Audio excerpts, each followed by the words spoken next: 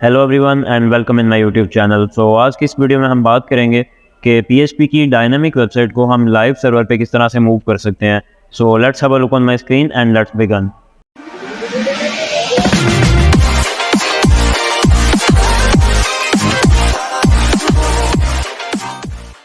So just like आप यहाँ पे देख सकते हैं कि हमने ऑलरेडी एक स्क्रिप्ट यहाँ पे ओपन कर रखी है जो कि एक कार रेंटल सिस्टम है और पीएचपी में बना हुआ है। सो इसी वेबसाइट को मुझे अगर लाइव सर्वर पे ट्रांसफ़र करना है तो मैं किस तरह से कर पाऊँगा वो हम आज की इस वीडियो में बात करेंगे। सो अगर मैं यहाँ से स्क्रॉल डाउन करूँगा इसको तो आप देख सकते हैं कि यहाँ पे कार्स फॉर रेंट लिखा आ रहा है एंड यहाँ पे डिफरेंट कार्स शो हो रही हैं। तो ये जितनी भी यहाँ पे आपको कार्स डिस्प्ले हो रही हैं ये तमाम डाटाबेस से ही हमें यहाँ पे हम गेट कर रहे हैं डाटाबेस से एंड शो करवा रहे हैं।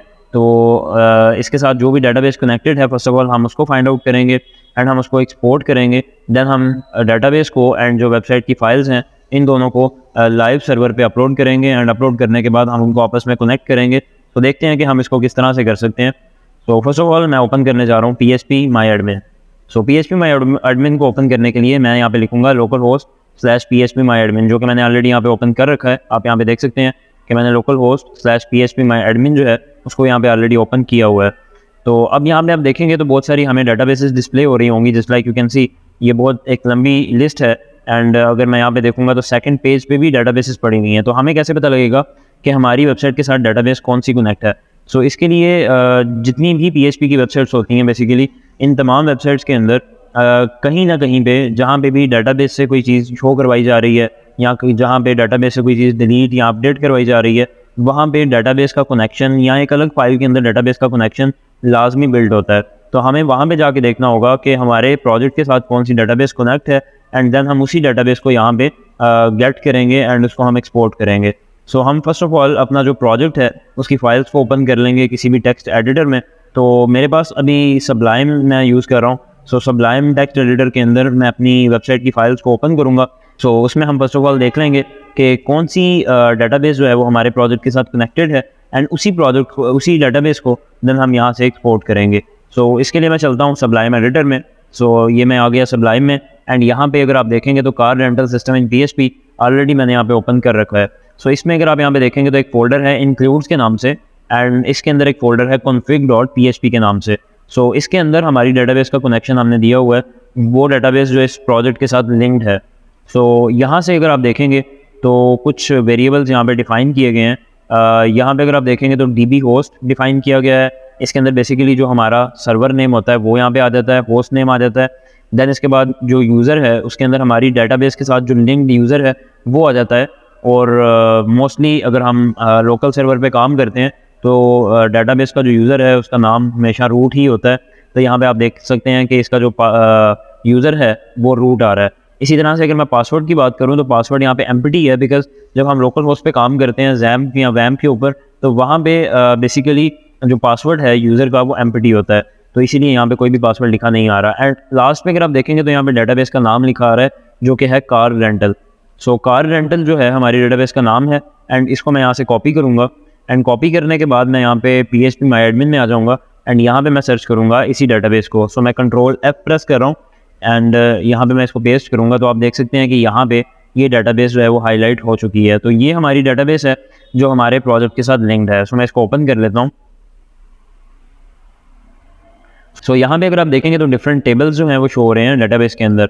सो हमें अब इन टेबल्स को एक्सपोर्ट करना है। सो हम बजाय इसके कि एक एक टेबल को 1 बाय 1 एक्सपोर्ट करें, हम पूरी की पूरी डाटाबेस को, चूँकि हम पूरी डाटाबेस को ट्रांसफ़र करना चाहते हैं सर्वर पे, तो हम पूरी डाटाबेस को ही एक्सपोर्ट कर लेंगे। अब उसके लिए हम क्या करेंगे, हमें अपनी डाटाबेस पे क्लिक करना होगा एंड क्लिक करने के बाद हम यहाँ पे एक्सपोर्ट के बटन पे क्लिक करेंगे। सो जैसे ही हमने एक्सपोर्ट के बटन पे क्लिक किया देन हमारे पास ऑप्शन आ जाएगी एक्सपोर्ट करने की। सो यहाँ पे अगर आप देखेंगे तो हमारे पास ऑप्शन आ चुकी है एक्सपोर्ट की, बट यहाँ पे एक ड्रॉप डाउन भी आ रहा है और यहाँ पे बाय डिफ़ॉल्ट SQL सिलेक्टेड है। सो हमें जिस भी फॉर्मेट में डाटाबेस का बैकअप जो है वो लेना है हम उसको एक्सपोर्ट कर सकते हैं।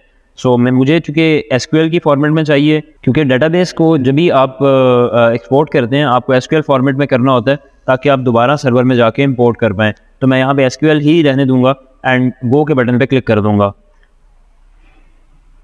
सो जैसे ही मैंने गो के बटन पे क्लिक किया आप यहाँ पे देख सकते हैं कि डाटाबेस जो है वो डाउनलोड हो चुकी है। सो अगर मैं यहाँ पे शो इन फोल्डर पे क्लिक करूँगा तो आप देख सकते हैं कि ये बेसिकली डेटाबेस है कार रेंटल डॉट एसक्यूएल के नाम से। एंड अगर मैं इसको एडिट करूँगा तो बेसिकली जितनी भी आपकी डेटाबेस में टेबल्स थे या जितनी भी उन टेबल्स के अंदर डाटा था वो तमाम का तमाम डाटा इसी फाइल के अंदर क्वेरीज की शक्ल में यहाँ पे पड़ा होगा। सो अगर मैं इसको ओपन करता हूँ by using Sublime text editor, तो आप यहाँ पे देख सकते हैं कि यहाँ पे फर्स्ट ऑफ ऑल एक टेबल क्रिएट किया जा रहा है। यहाँ पे लिखा आ रहा है create table TBL booking. And इसी तरह से अगर मैं यहाँ पे आता हूँ, यहाँ पे TBL ब्रांड्स के नाम से एक टेबल क्रिएट किया जा रहा है। इसी तरह से यहाँ पे इंसर्ट इनटू TBL ब्रांड्स करके जितनी भी TBL ब्रांड्स के अंदर डाटा था उसको 1 by 1 इंसर्ट किया जा रहा है। सो बेसिकली ये यहाँ पे डिफरेंट क्वेरीज लिखी हुई हैं SQL की फाइल में, और यहाँ पे कुछ भी नहीं है। सो हमें बेसिकली इन्हीं क्वेरीज को बाद में इंपोर्ट करना होता है लाइव सर्वर के ऊपर। तो हमने बहरहाल इसको एक्सपोर्ट कर लिया। अब सेकंड हम ये करेंगे कि जो हमारी वेबसाइट की फाइल्स हैं उनको भी हम जिप कर लेते हैं ताकि हम इनको बआसानी सर्वर के ऊपर अपलोड कर सकें। तो उसके लिए मैं चला जाऊँगा दिस PC में and then local E and XAMPP and then यहाँ से मैं चला जाऊँगा htdocs में, क्योंकि मेरी जो वेबसाइट की फाइल्स हैं वो इसी फोल्डर के अंदर है। सो मैं यहाँ से माई साइट्स में जाऊँगा एंड यहाँ पे मैं सर्च करूँगा car rental system in PHP। तो जस्ट लाइक आप यहाँ पे देख सकते हैं कि car rental system in PHP पड़ा हुआ है। सो जितनी भी यहाँ पे फाइल्स आ रही हैं मैं इन तमाम फोल्डर्स एंड फाइल्स को सिलेक्ट करके राइट क्लिक करूँगा एंड देन सेंड टू पे क्लिक करके कंप्रेस कर दूँगा। सो जैसे ही ये कंप्रेस होगा यहाँ पे एक जिप फाइल जो है वो क्रिएट हो जाएगी। तो मुझे एक एक फाइल या एक एक फोल्डर करके अपलोड नहीं करना पड़ेगा सर्वर पे, एंड मैं ये पूरी की पूरी जो जिप फाइल है इसी को अपलोड कर पाऊँगा। और इस जिप फाइल के अंदर आप जैसा कि देख सकते हैं कि मेरी वेबसाइट की जितनी भी फाइल्स थी वो तमाम की तमाम पड़ी हुई हैं। तो अभी के लिए हमने दो काम कर लिए, एक तो हमने डेटाबेस का भी बैकअप यहाँ पे एक्सपोर्ट कर लिया, और दूसरे नंबर पे हमने जो हमारी वेबसाइट थी उसकी जो फाइल्स थी उनको भी तमाम को जिप कर दिया। तो अब हमें इसको लाइव सर्वर पे अपलोड करना है। सो मैंने यहाँ पे ऑलरेडी एक cPanel लॉगिन किया हुआ है just like you can C, and इसका जो हमारे पास डोमेन है जिसके ऊपर हम अपलोड करेंगे वो है craftingcrop.com। सो अगर मैं इस डोमेन को ओपन करता हूँ तो इस डोमेन के ऊपर भी कुछ भी यहाँ पे शो नहीं हो रहा, और ये डोमेन जो है वो इस cPanel का प्राइमरी डोमेन है। And primary domain usually file manager में पब्लिक HTML के फोल्डर के साथ लिंक्ड होता है। बहरहाल उसको भी आप चेक कर सकते हैं, अगर किसी और फोल्डर के साथ लिंक हो तो वो भी आप चेक कर सकते हैं। उसके लिए आप क्या करेंगे, यहाँ से आप डोमेन्स में चले जाएंगे एंड डोमेन्स के ऑप्शन में जाने के बाद यहाँ पे आपके पास जितने भी इस cPanel के अंदर लिंक डोमेन्स होंगे, चाहे वो एड-ऑन डोमेन हो या चाहे वो प्राइमरी डोमेन हो, उसकी लिस्ट आ जाएगी। Just like you can see here, यहाँ पे cookcookie.com के नाम से एक आपको डोमेन शो हो रहा है, इसी तरह से craftingcrop.com के नाम से शो हो रहा है, जहाँ पे यहाँ पे लिखा भी आ रहा है मेन डोमेन। तो इट मीन्स के जो craftingcrop.com है वो इस cPanel का मेन डोमेन है या प्राइमरी डोमेन है। एंड इसी तरह से हमारे पास आ रहा है playingnob.com। तो बहरहाल हमें अभी जो अपलोड करना है वो है craftingcrop.com के ऊपर हम इसको अपलोड करेंगे। तो आप देख सकते हैं यहाँ पे इसके बिल्कुल सामने राइट साइड पे डॉक्यूमेंट रूट लिखा आ रहा है। तो डॉक्यूमेंट रूट में अगर आप यहाँ पे देखेंगे तो लिखा आ रहा है पब्लिक HTML। तो इट मीन्स के फाइल मैनेजर में एक फोल्डर होगा पब्लिक HTML के नाम से, जिसके अंदर इस डोमेन की फाइल्स होंगी। आप सिंपली इधर से क्लिक करके भी पब्लिक HTML ओपन कर सकते हैं। अब मैंने अगर क्लिक किया तो आप देख सकते हैं यहाँ पे ऑलरेडी इसने मुझे पब्लिक HTML की फोल्डर के अंदर पहुंचा दिया है। बट अगर मैं इसको क्लोज कर देता हूँ एंड मैं मैन्युअली अगर जाना चाहता हूँ तो पब्लिक HTML के अंदर मैं जा सकता हूँ। जस्ट लाइक मैं यहाँ पे फाइल मैनेजर में जाऊँगा and file manager okay. So file manager में जाने के बाद मैं यहाँ से पब्लिक HTML पे चला जाऊँगा। तो इस तरीके से भी आप यहाँ पे आ सकते हैं। एंड देन इसके बाद अब मुझे यहाँ पे फाइल्स को अपलोड करना है, क्योंकि अभी आप देख सकते हैं कि हमें कोई भी यहाँ पे फाइल शो नहीं हो रही, सिर्फ और सिर्फ एक फोल्डर डिस्प्ले हो रहा है CGI bin के नाम से। तो अगर आप यहाँ पे आके इसको डिलीट कर देंगे क्योंकि ये हमें फोल्डर नहीं रिक्वायर, तो मैं इसको यहाँ पे डिलीट कर दूँगा। एंड जैसे ही मैं यहाँ पे रिफ्रेश करूँगा तो आप देख सकते हैं कि ये भी यहाँ से जा चुका है।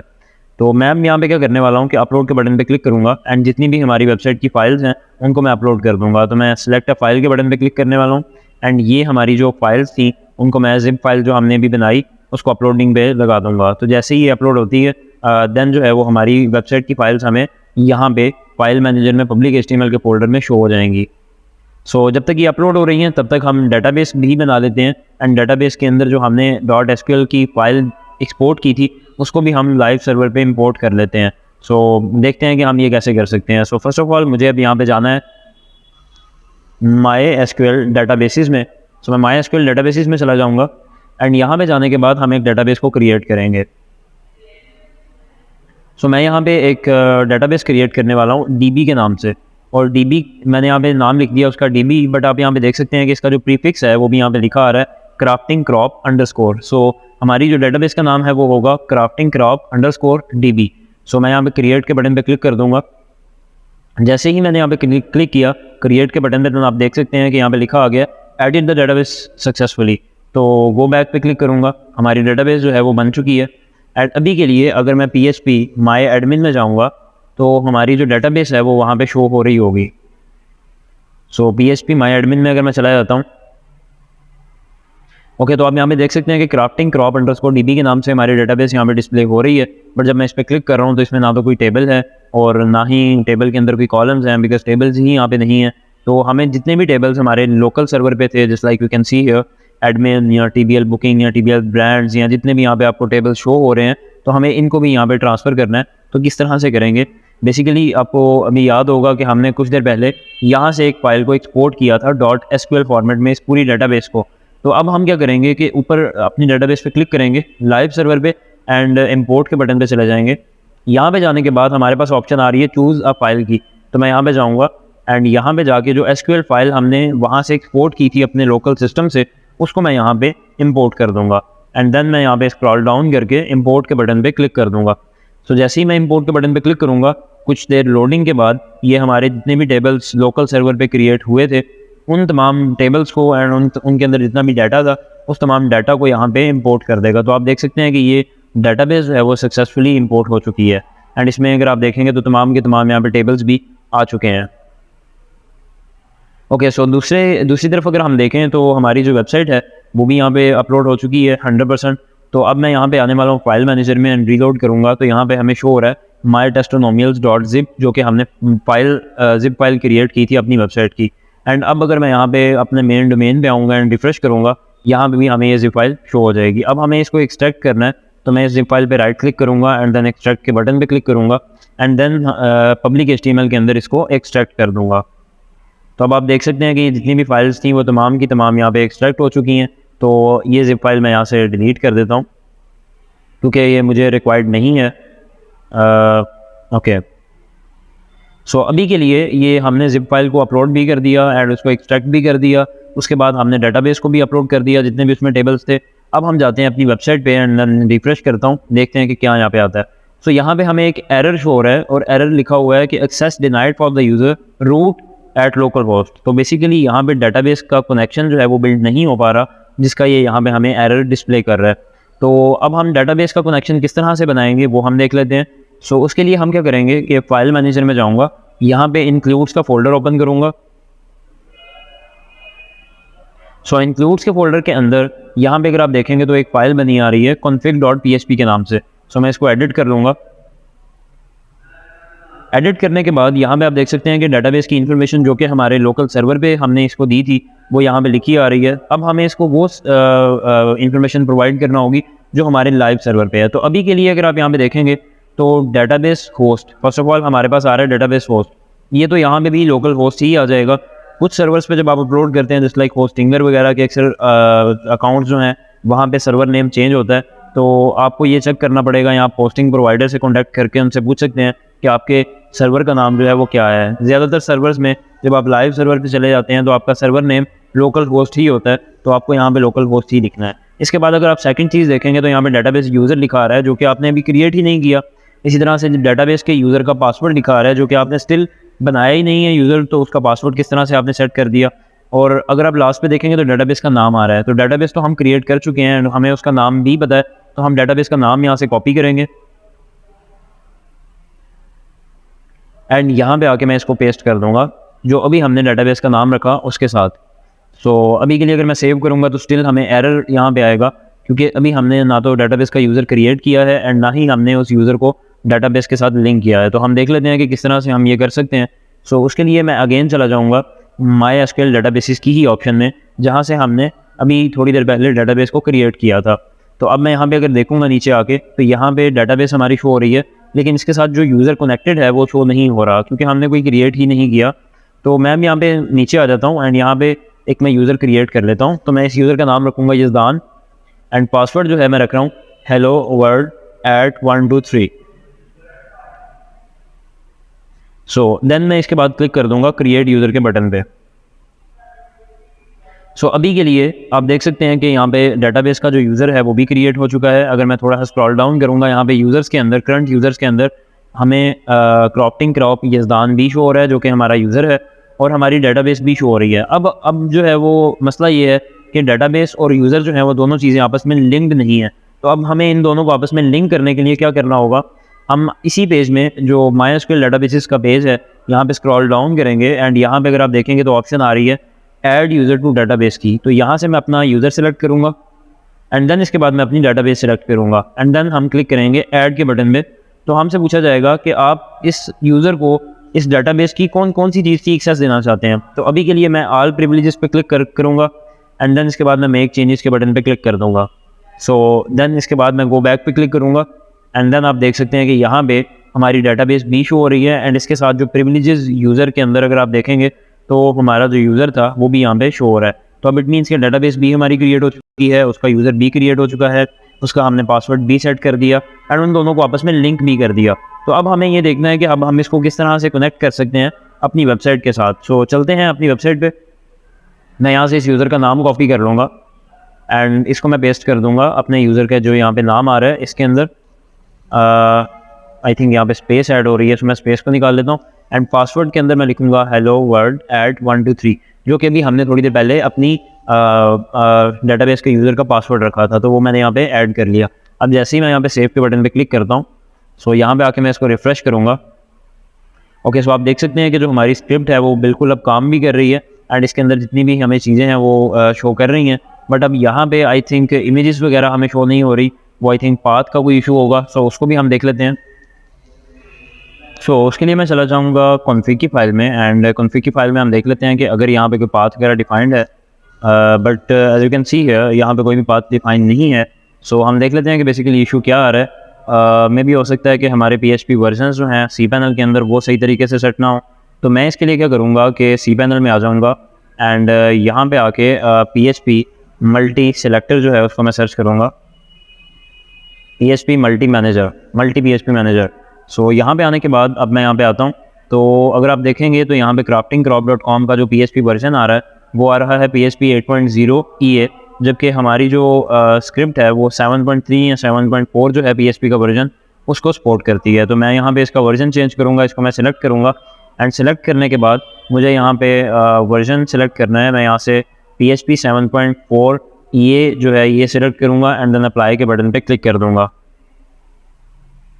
तो जैसे ही मैंने यहाँ पे अप्लाई के बटन पे क्लिक किया, अब मैं यहाँ पे आके रिफ्रेश करता हूँ एंड देखते हैं। So as you can see here everything is working fine and जितनी भी चीज़ें हैं यहाँ पे वो प्रॉपर तरीके से काम कर रही हैं और जितनी भी यहाँ पे कार्स वगैरह हैं वो डेटाबेस से ही आ रही हैं और डेटाबेस भी इसके साथ कनेक्ट हो चुकी है। तो बेसिकली ये तरीका था जिससे आप PHP की डायनामिक वेबसाइट को लाइव सर्वर पे ट्रांसफ़र कर सकते हैं। सो इस तरह की मज़ीद वीडियोज़ के लिए हमारे चैनल को सब्सक्राइब करें एंड बेल आइकॉन पे क्लिक करें ताकि आपको इस तरह की मज़ीद वीडियोज़ मिलती रहें एंड मिलते हैं नेक्स्ट वीडियो में। थैंक यू, अल्लाह हाफ़िज़।